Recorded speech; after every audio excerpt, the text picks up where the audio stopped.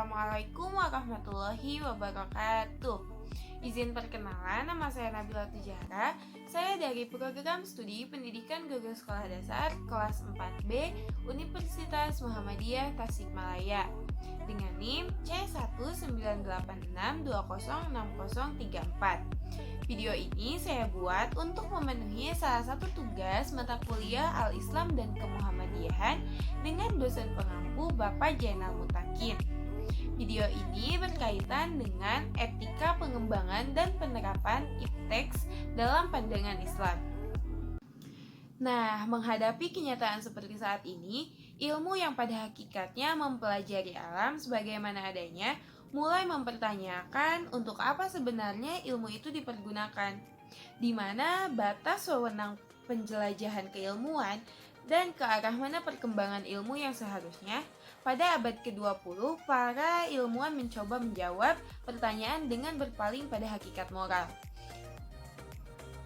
Al-Qardawi pada tahun 1989 mengemukakan terkait dengan pentingnya akhlak Islami dalam pengembangan ilmu, bahwa akhlak Islami yang harus diperhatikan dalam mengembangkan ilmu pengetahuan adalah sebagai berikut. 1. Rasa tanggung jawab di hadapan Allah. 2. Amanat ilmiah. Salah satu dari amanat ilmiah adalah merujuk ucapan kepada orang yang mengucapkannya, merujuk pemikiran kepada pemikirnya, dan tidak mengutip dari orang lain kemudian mengklaim bahwa itu pendapatnya, karena hal seperti itu merupakan plagiat dan penipuan. Dan yang ketiga adalah tawadu.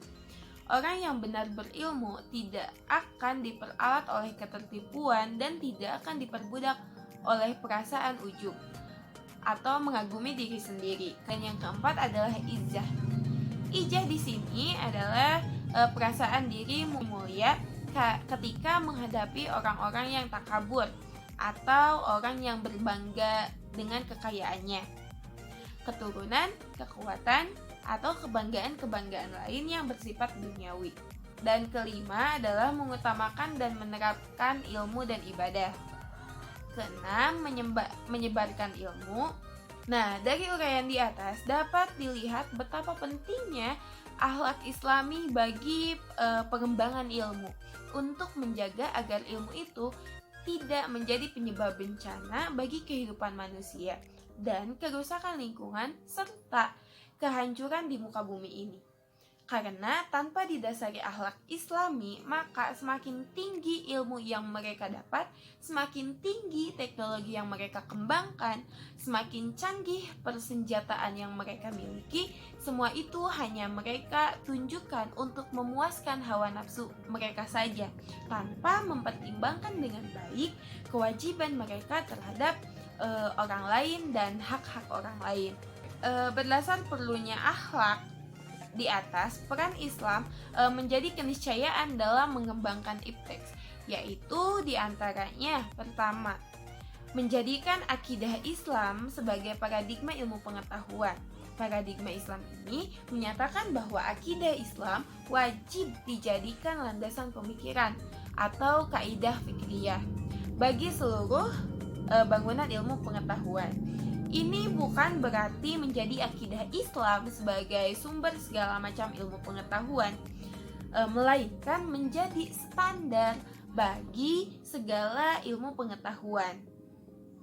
Maka ilmu pengetahuan yang sesuai dengan akidah Islam dapat diterima dan diamalkan, sedangkan yang bertentangan dengannya wajib ditolak dan tidak boleh diamalkan. Dan yang kedua, menjadikan syariat Islam yang lahir dari akidah Islam maksudnya sebagai standar bagi pemanfaatan iptek dalam kehidupan sehari-hari. Standar atau kriteria inilah yang seharusnya yang digunakan umat Islam, bukan standar manfaat atau pragmatisme atau utilitarianisme seperti yang ada sekarang. Standar syariah mengatur bahwa boleh tidaknya pemanfaatan iptek ini didasarkan pada ketentuan halal atau haram, atau bisa disebut hukum-hukum syariah Islam. Umat Islam boleh memanfaatkan ilmu pengetahuan teknologi dan boleh mengembangkan ilmu pengetahuan teknologi jika telah dihalalkan oleh syariat Islam. Sebaliknya, jika sesuatu aspek iptek telah diharamkan oleh syariat Islam, maka tidak boleh umat Islam memanfaatkannya, walaupun ia menghasilkan manfaat sesaat untuk memenuhi kebutuhan manusia.